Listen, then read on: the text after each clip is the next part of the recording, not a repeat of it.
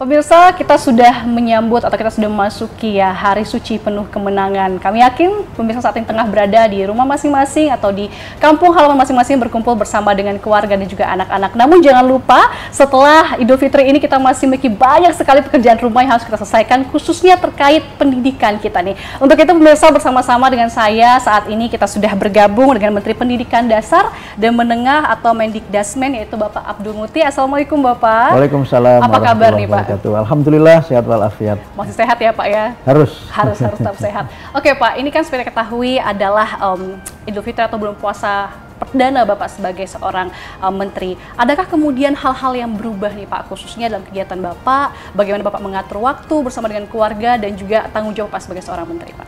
Ya banyak ya, karena saya selain menjadi Menteri Pendidikan Dasar Menengah juga masih menjabat sebagai Sekretaris Umum PP Muhammadiyah dan juga masih dosen di UIN Syarif Hidayatullah Jakarta. Jadi dengan amanah baru sebagai menteri ini, kegiatan lama masih berjalan ditambah kegiatan baru, sehingga masih mengajar juga saya.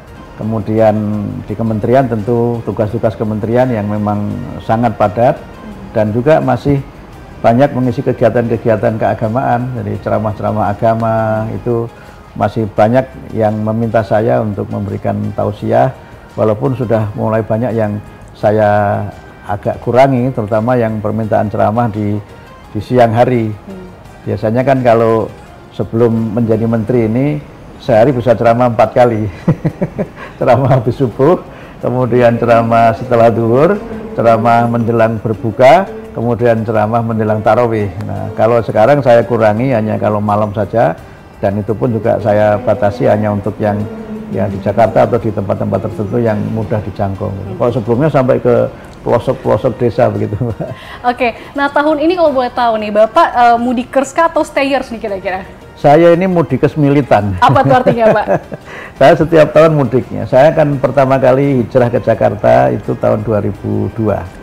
Tepatnya Juli 2002, dan sejak itu saya selalu mudik.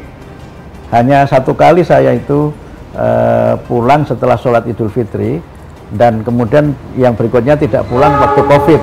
Waktu Covid kita tidak pulang, tapi selain itu saya selalu sudah berada di kampung halaman, bertemu dengan orang tua dan keluarga sebelum takbir berkumandang.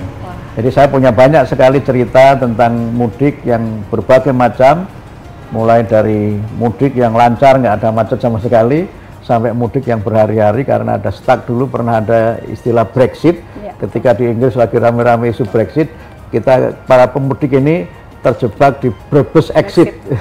Itu saya mengalami itu, sehingga harus hampir 2 hari perjalanan itu harus mencari jalan-jalan kecil, dan kemudian waktu itu kan banyak cerita ya, di mana bensin yang biasanya harganya hanya berapa ribu jadi 50.000 dan sebagainya, tapi semuanya dijalani dengan gembira karena semangat kita mudik adalah semangat untuk memperkuat silaturahim, membangun hubungan yang semakin baik dengan orang tua, dengan keluarga, dan juga mendapatkan inspirasi-inspirasi dalam kita perjalanan itu. Sehingga tentu saja kami berharap agar para pemudik ini membangun mindset yang sama, bahwa semua itu memiliki tujuan yang sama, ingin tiba di kampung halaman dengan selamat, bertemu dengan keluarga, sehingga bagaimana ketertiban menggunakan sarana-sarana transportasi, apalagi yang memang harus menggunakan kendaraan sendiri. Dan saya selalu menggunakan kendaraan sendiri ketika mudik itu. Mungkin tahun ini saja tidak pakai kendaraan sendiri, karena mungkin ada ketentuan protokol yang harus saya ikuti. Itu yang baru karena sebagai menteri. Oke, luar biasa sekali ya pemirsa. Ternyata